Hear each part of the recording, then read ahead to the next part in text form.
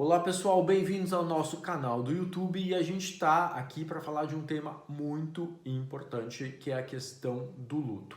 E eu começo perguntando para vocês sabem qual a diferença entre o luto e a depressão? Pois é, a gente separou 3 pontos principais. Vamos a eles? Bom, o primeiro ponto, o luto, em geral, né, tem um fator desencadeante muito claro, né? É a perda de um ente querido, o final de um relacionamento, uma situação que foge do teu controle e que causa um impacto profundo na tua vida, por exemplo, a perda de um trabalho, ou o isolamento social por conta da pandemia, né? Tudo isso, né, se traduz em um desencadeante que leva a uma alteração de comportamento. Diferente, né, da depressão, quando muitas vezes a gente tem sintomas de tristeza, ansiedade, sem um desencadeante muito claro, sem uma relação direta de causa e efeito que normalmente a gente percebe no luto. Vocês estão percebendo que eu estou falando no luto, mas não só no luto como a perda de um ente querido. Eu estou trazendo uma visão um pouco ampliada do luto, né? Que é essa questão da perda de alguma situação muito importante na vida da gente ou de alguém muito próximo, muito querido à vida da gente, tá? Então é uma interpretação um pouco ampliada da questão do luto. Vamos então ao segundo ponto, pessoal. Diferença entre luto e depressão, né? Então, no luto, normalmente a gente tem um processo de resolução que leva aí em torno de 1 mês, 2 meses no máximo, né? Então, a gente tem aquela situação desencadeante, por exemplo, a perda de um ente querido, né? E a gente, durante algum tempo, a gente tem esses sintomas, né? De tristeza, de ansiedade, de falta de motivação, né? Mas eles duram um período específico. Diferente da depressão, em que sintomas de ansiedade, de angústia podem durar muito tempo, né? Muito mais do que 1 ou 2 meses. Acho que essa é a segunda diferença importante. Então vamos à terceira diferença entre luto e depressão. E eu acho que é a questão que a gente queria contar para vocês, que normalmente os sintomas no luto, eles se resolvem, né? Então, no momento inicial a gente tem muita angústia, muita ansiedade, muita tristeza e com o passar das semanas ou com o passar dos dias, esse processo de luto vai se resolvendo por si só, né? E a pessoa tem uma melhora desses sintomas. Na depressão, angústia, ansiedade, depressão, falta de motivação, isso tudo vai se agravando, né? Pode ir aumentando e a pessoa não consegue resolver esses sintomas muitas vezes por conta própria, ou se resolve, eles demoram muito tempo para passar, impactando diretamente a capacidade da pessoa de se relacionar com amigos, com familiares, com as suas possibilidades de rendimento no trabalho, na universidade e por aí vai. Então essas são algumas diferenças básicas entre o luto e a depressão ou um quadro de depressão que pode até ser uma consequência de um luto complicado, um luto que não se resolveu sozinho. Tá?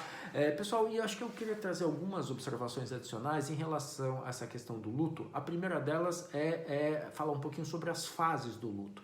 Em geral, né, a psicologia descreve 5 fases, né, quando a gente passa por um processo de luto, de novo, essa questão que eu estou trazendo para vocês do luto ampliado. Né? Então, a primeira fase é de raiva e também uma fase de negação em relação àquilo que está acontecendo. Né? Então, eu não quero ver o que aconteceu, eu não quero entender essa perda, eu não acredito nessa perda, eu tenho muita raiva dessa situação. Né? Então, essas são as fases iniciais.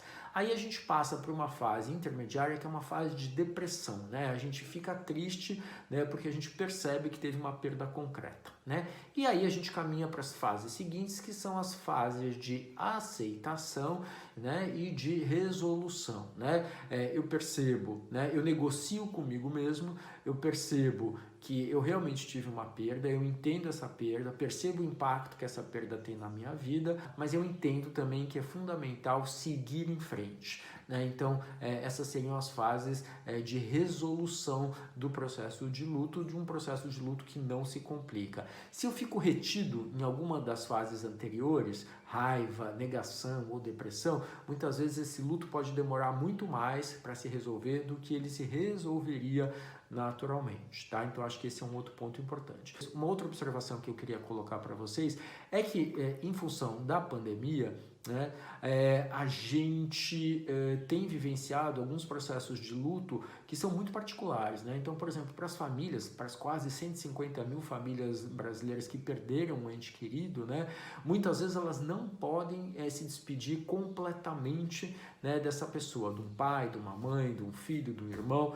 né, por conta das restrições, das medidas de isolamento, das medidas de distanciamento, de evitar aglomerações. Então, muitas vezes os velórios e o próprio processo de sepultamento ocorre em algumas situações, em alguns lugares, em alguns momentos, até sem a presença dos familiares.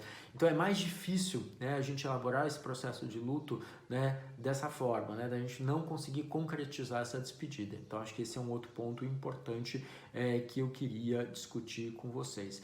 Pessoal, o luto é um assunto fundamental, é um assunto importante, é um assunto que a gente fala pouco, né? A sociedade como um todo fala pouco sobre isso, só que a pessoa que está vivenciando uma situação de luto muitas vezes precisa de ajuda, né? E aí se a gente não fala sobre isso, se a gente não quer conversar sobre isso, a gente não sabe nem como ajudar, né? E na dúvida, se você não sabe como ajudar, só mostre que você está ali do lado, que é importante, né, que a pessoa possa contar com você e saiba que ela possa contar com você naquele momento, e mesmo que você não saiba o que falar, ouça. Isso faz uma tremenda diferença para as pessoas que estão mais fragilizadas e que podem então contar com o apoio dos amigos, da família, das redes de apoio. Tá bom, pessoal? É isso aí. Espero que vocês tenham curtido esse papo, essa conversa sobre luto, né? É um tema difícil, mas é um tema importante, né? Então, se você curtiu, dá um likezinho, né? E se inscreva no nosso canal. A gente tem muito conteúdo sobre saúde mental, sexualidade, enfim, coisas que podem ajudar muito a tua vida e a vida das pessoas que você gosta. Valeu!